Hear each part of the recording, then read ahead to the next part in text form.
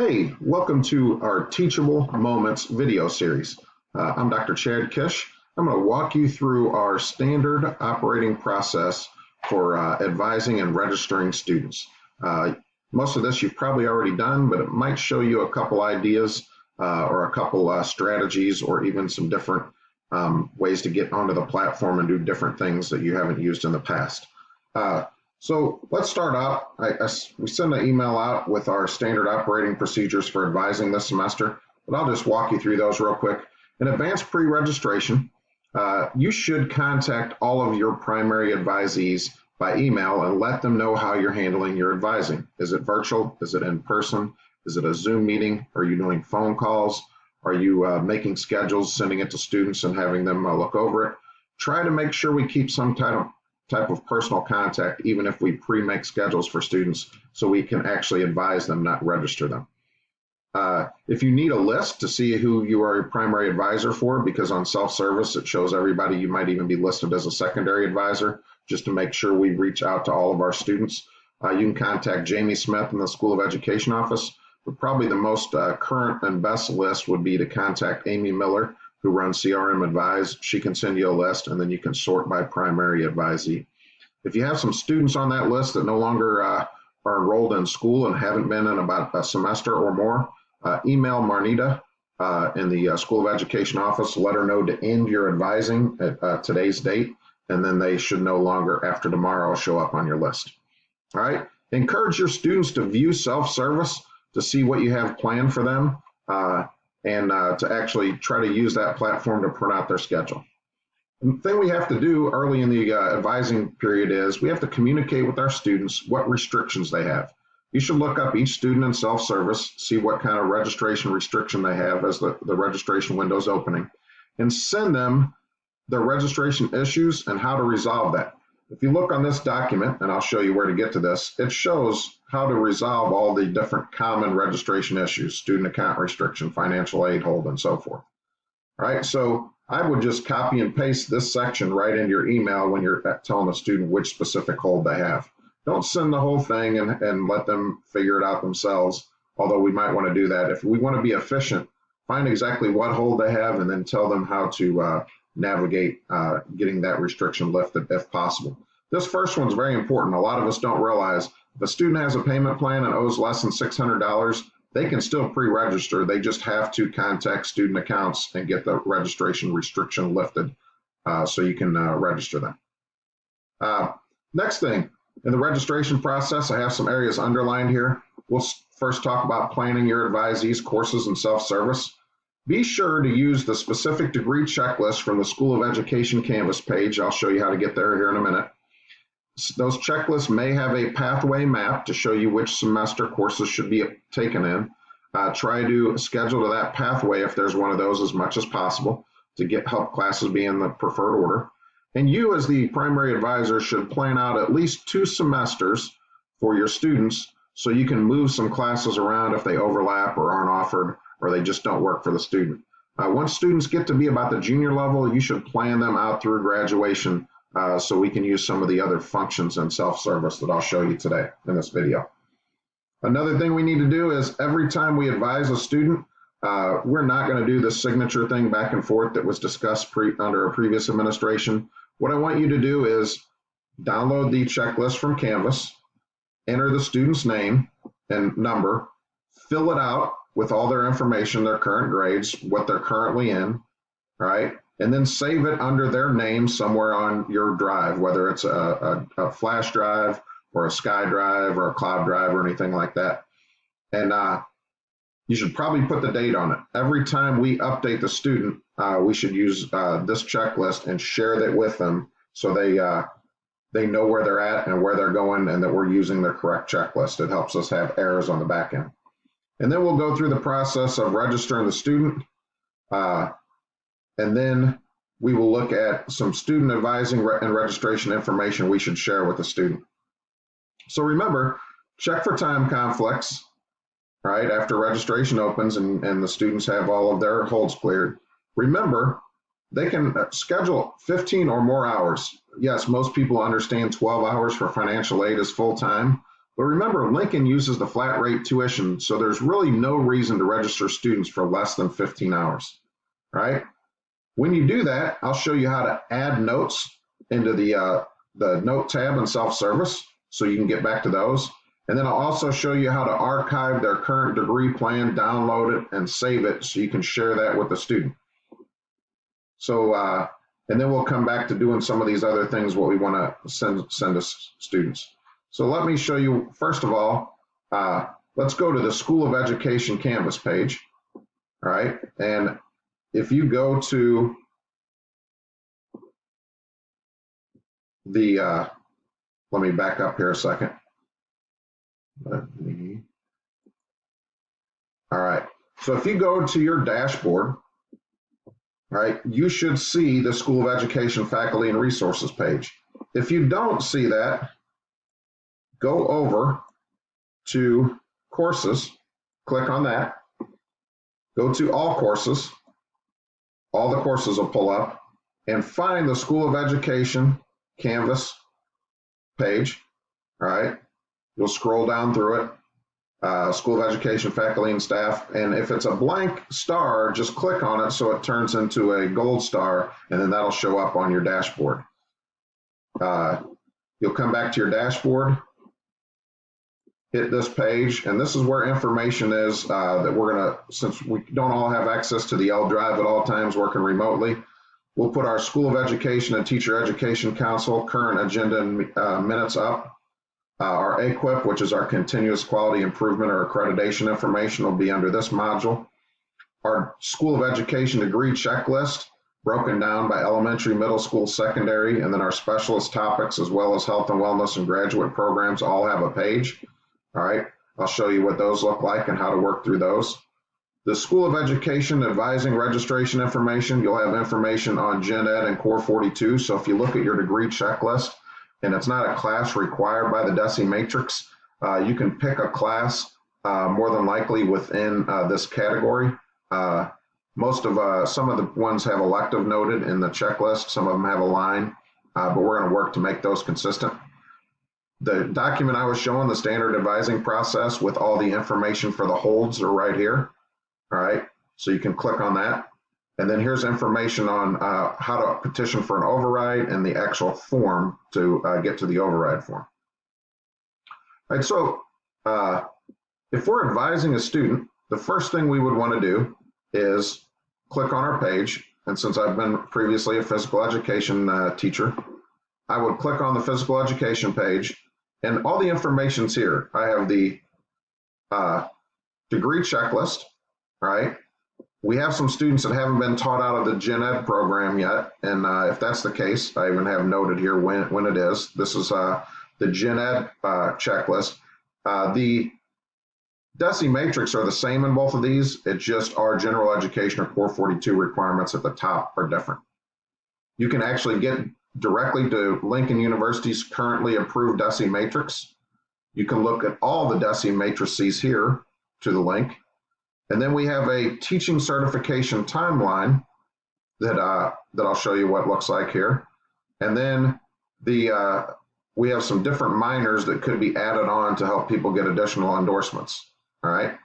And then last but not least, you can go to the Lincoln School of Education undergraduate program webpage. So if you click here, it's basically going to download your document. When you download your document, it'll look something like this. All right, I made one for a sample student. Put their name in, gym class. That's where most PE classes are taught, in the gym class, right? Here's the ID number, right? And I have filled this in for Jim, all of his current grades, what he has in all his classes. I put an AA with an underline because this student had a approved associate degree from the state of Missouri that got transferred in and waived his general education classes. For physical education, anything with a star is required by the DESE matrix, so they have to have a C or better. Anything with an E is a complete elective, and they can choose any of these suggested classes, or I can use that Core 42 class to pick anything within that category. If there is a couple of classes listed and there's no E, those are the specific classes they need to take on that line. Hopefully that makes sense. This is all kind of outlined right here in on the sheet. So it kind of explains what you need. All right, so there's our core 42. Here's our other institutional requirements for Lincoln. On the PE sheet, this is our education, and it's suggested we take a couple of these classes within a block style setting. All right, which means just taking them together the same semester. And then this is for fall 20. The student's grade isn't in, so I don't want to mark that they've completed this with a C or better, but I have it listed on here that they've taken it. And if you can see, Jim has everything. If he passes everything, he should be eligible to register for student teaching in the spring of 21. All right, so I would save this. All right, you just can hit your file, save, and then save it to somewhere you get it to. I make a folder on my flash drive for my current checklist. I save it there, and this is something I send back to the student every time I advise them and send them their schedule. All right. Another thing we can get to, if we come back here, we want to look at the teaching certification timeline, and this hyperlink is live here. We're doing a few updates. We'll get this put out in the next couple of days onto each specific page. But when you open this teaching certification timeline is something to be used with students that are probably starting in their sophomore year or once they declare education as a major. And it's a 3-page document that really walks them through the entire process of entering the education prep program, applying for that, as well as obtaining certification and applying to be able to student teach, right? So here's the different steps, and it tells you kind of what each step is, when they should really start working on the step, and kind of what a deadline is, right? So students to get in the educator prep program have to do a lot of these things. Here's our specific courses. A bunch of all candidates take these courses. Elementary special ed, middle school has these courses, and then physical education has these additional courses, right? Then they apply for the educator prep program. It has all these different steps. And at that point, if they meet the application, they're entered in the educator prep, and they go on to some of these following steps. They need to start taking the MOCA or the MEGA assessment for their specific content area, meet these GPA requirements, and then here's some of the process for the application to student teach. All right. So page 2 basically takes page 1 and it breaks it down. This is just the School of Education educator prep program, and here are deadlines by semester. If you look here, we even have hyperlinks to the different websites they can go to. All right, so this is kind of the instructions for completing each task.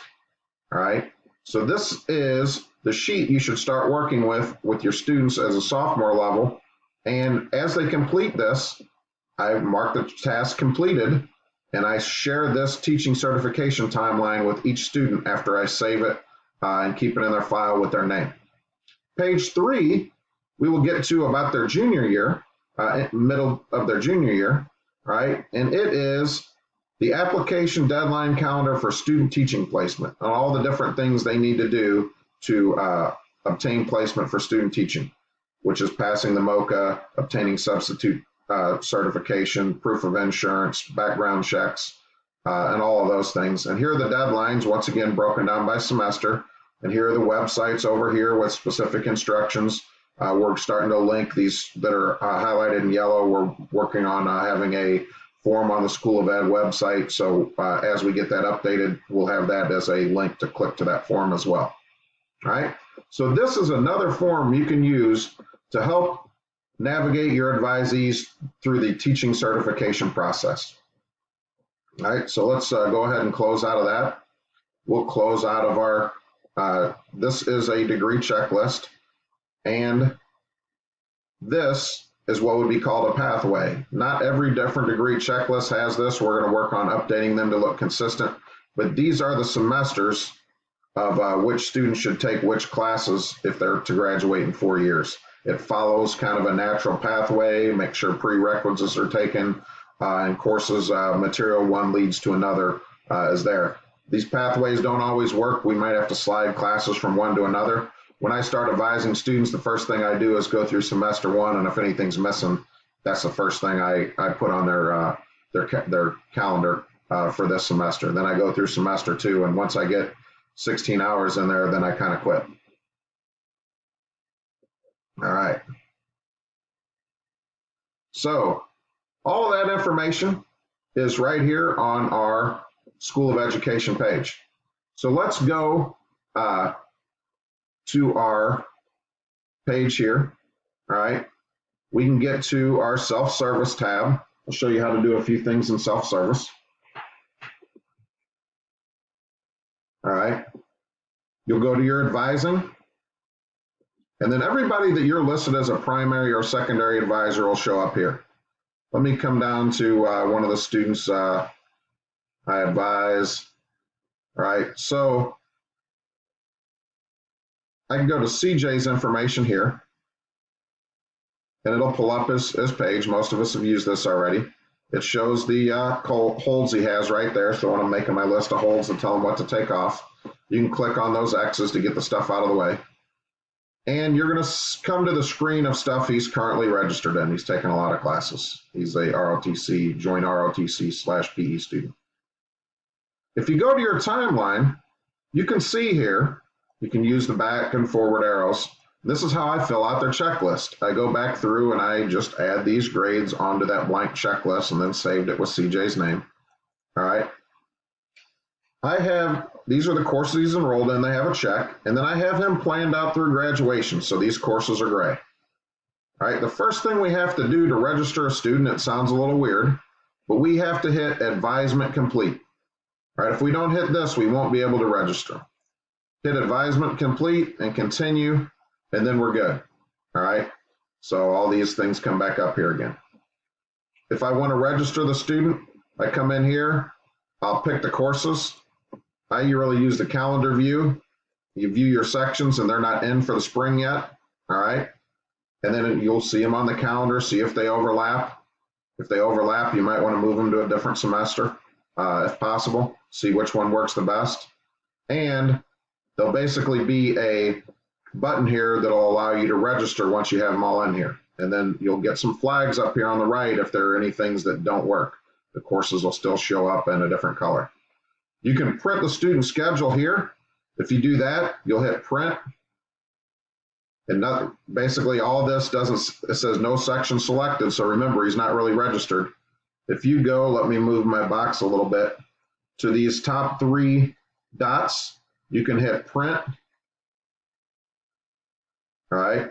This will give you a nice clean schedule. Save as PDF. You'll hit save. And then you pick where you want to save it. All right. So save it somewhere to your drive. So I'm going to cancel out of that though. So that's how to print a nice clean schedule. All right. Let me see. Let me get out of that. Another thing you can do is there's notes here. If I want to put in a note for CJ, which I have here before, I adjusted the schedule due to the ROTC program. We'll need ROTC leadership class during the student teaching semester. All right. This was from previously. He didn't have motor learning in his schedule because for some reason it wasn't showing in self-service when I planned it out. So I put this here to alert me I needed to put it back in. You might put, you need electives here, or this class needs to be taken over the summer. And then you just compose your note and save it, and it will show up in your notes and you go back and look at it. These are where I would keep notes for advising purposes. If you keep them here, you can access them. How do you access them? You can access a couple of things, and it does the notes. What I like to use, this is another feature most of us probably don't know, is your plan archive. If you hit your plan archive, right, you'll see I've actually archived this student before so I can download his last archives. But if you hit advisement complete up here, it'll ask, do you want to mark this complete? I hit continue. All right. And that should allow me to have a new archive. Actually, nothing's happened since this last time here. So when I do a plan, I can actually archive it. All right. So if I go to the course plan here, I can archive it from here. All right. So if I go to Plan Archive, I can download this. Hang on. No, that's where I messed up. I'm sorry. If you hit Review Complete, it'll ask you if you'd like to archive the plan. If you hit Archive, it'll show up with the newest one right here in Plan Archive. I showed you that wrong. Review Complete, Archive, yes. Download this by just clicking on Download. It'll come up on your screen. Open this archive, and what's good about this archive, if you've never seen one, is it pulls up the full course plan. It shows what the student has taken all the way through everything that I have planned on the screen for him, even if he hasn't taken it. So if somebody says, I want to see my plan through graduation, you don't have to write it out or screenshot it. You can send them the plan archive. The other beautiful thing is, if we ever need to look at something for documentation purposes, if you do your notes, they print right here on the plan archive, right? So we could use this for any documentation purposes. So if there's something you need to put in there, make sure you use your note feature, right? And then once again, what do we do with this? Once we download it, if we want to save it, you can click your dots here. You can do just like we did before.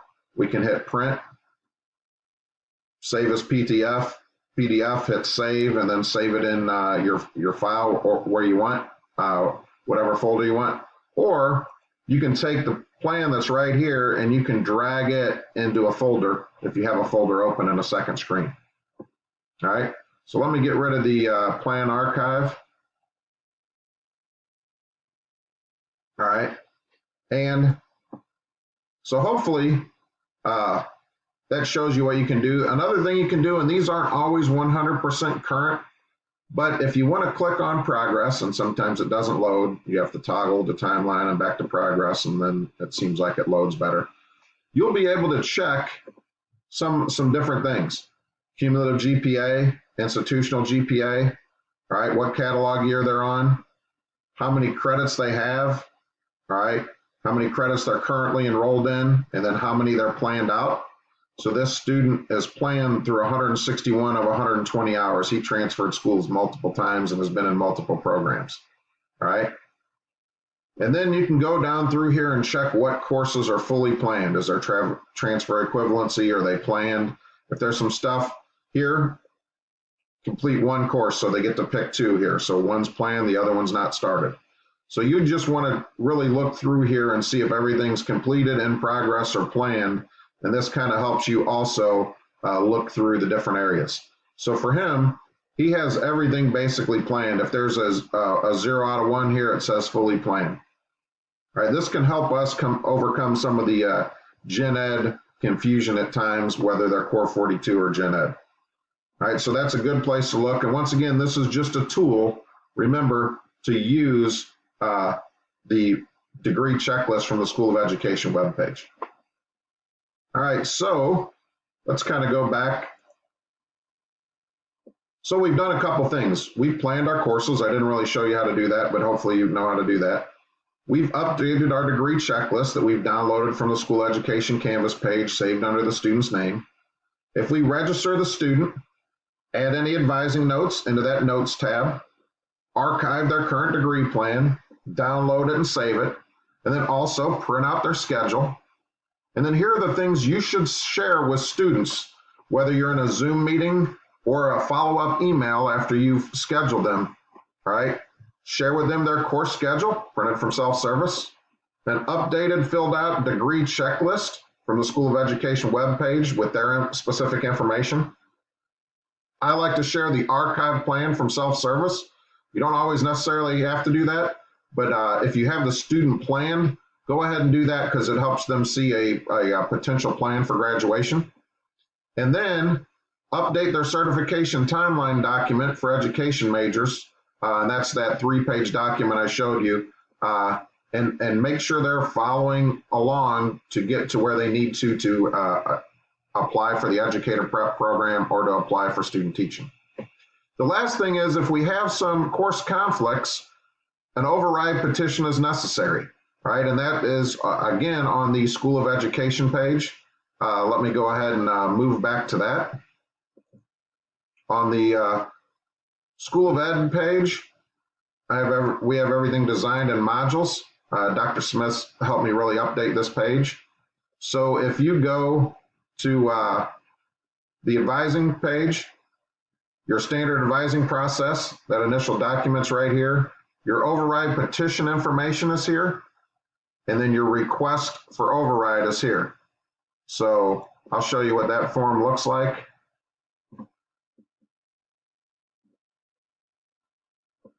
All right, that's coming. It's a new form for this year, taken out of that old Excel form. It's in a Word document, and you just fill it out, save it, and if you follow the directions, I'll show you on the sheet here. It'll walk you through it. Your advisor, the date, the student's name, their ID number, the department. Is it education? Is it wellness? Is it one of their core areas? All right, arts and science. The course number, section number. Your reason and justification to petition for the override. Here's some instructions. You need to justify all requests on this form. If you're trying to get a prerequisite overrided or anything like that, you need to contact the people that are involved in the decision, make sure they agree, put that in your justification, and carbon copy them on the email. All right, and then I will strive to do these if they're within the education department. All right, let's go back. And this is the override petition information. You can download the document, or you can read through the information here. This is the process. This is how I'd like you to save each one, so when I get it, I know what I'm doing. All right, you're gonna put the override request, so I know what it is, the name of the student first and last, and then the course. So here's an example of how I would like you to save the document. All right, complete each section of the form, be detailed. Remember, you, the advisor, not the dean or anybody else, is responsible to contact specific instructors to request that override. You need to have these discussions and some tentative agreements made. I'll go over what those are. All right. Email the completed form and any justification directly to the dean's office. Be professional. Don't carbon copy other people. All right. Just send it directly to me and only carbon copy the instructors that might need to justify this. All right, so that would be if you're asking for an override request or some classes conflict and may go over 10 or 15 minutes. Those are the only people that should be carbon copied in. Make sure you only send these when registration's open, and it's your job to ensure that all holds or restrictions are off the account before you send it in. Once I get these, it should be clean. I'm going to strive to do them that day, but if you send them to me and it's not clean, they're going to get lost in the shuffle. All right, we don't want to do that. All right, here's the justification requirements for courses that overlap. You need to have a discussion as the advisor with both instructors. They need to come to a conclusion that'll work, and then CC both instructors on the request. And then that way, if you're an instructor and you haven't discussed this or you don't agree, you can follow up when you see the CC. Same thing with the course prerequisite override. The advisor must contact the assigned instructor to get their approval. Sometimes as an instructor, I would say it's okay. Other times I would say, no, I really think they need to take this class first. All right, then CC the instructor. If it's an instructor approval override, the advisor must contact the instructor, get their approval, say a course that says instructor approval required. And then for the maximum hour override, you need to provide their current GPA. You as the advisor should give me a recommendation, put a statement of why it's necessary for them to override. You know, are they trying to get to graduation? If they take this course now, they can graduate here. That's a goal. It's only, some of these courses are only offered every other semester. And then any additional information you want to provide. Are they on the dean's list? Course rotation? You could possibly send a unofficial transcript. All right, so that is our teachable moment video for the advising and registration process. We'd like to pilot and kind of our standard operating procedures moving forward. We'll make some updates to this process as we go to try to standardize everything we do in the School of Education and Teacher Education Council. If you have any questions, don't hesitate to email the dean and go ahead and look over some of these modules in the School of Education resource page. We're really getting them cleaned up and have information for you. Here's one other one I wanted to show you that'll come up. We have the general education and Core 42 checklist and information on them. So if you're trying to find a course that fits a specific category on a student's checklist in the first section there that allows for some electives, you'll open this up and it'll show you what classes fit in each category. All right. Here's our math placement criteria. Here's area 1, and it tells you even what's needed, 6 hours with a C or better. Area 2, all right, area 3. Some of these need a C or better. Some of them don't say C or better, okay? So make sure we're effectively advising our students and we are sending them back the information. We're kind of losing our human touch in the virtual world we live in. Human contact, sharing of information is critical to both retention and helping our students persist to graduation. So advising is one of the key areas. Do your best on this. I know you do. Try to be student-centered. One thing I like to do is I like to plan out the student's schedule, have it all completely done before I ever have the meeting with them, and really say, hey, here's your schedule. What doesn't work? And then explain to them, this is what you need. Try not to go into the meetings just saying, hey, what would you like to take? If you do that, that's how students get off pathway and it takes them longer to graduate. All right. Hey, thanks for everything you do for our students. Really strive to go change the world. And remember, a lot of our students and the population we serve need you as a positive adult role model or mentor. So I know most of us take our role very seriously, but do everything you can, especially in the time we're in. A lot of students are going to get some depression type symptoms. They're missing the socialization. A lot of students are even missing the in-class socialization they have. So be sympathetic to our students and really do your best to help them persist to graduation. Thanks again for everything you do.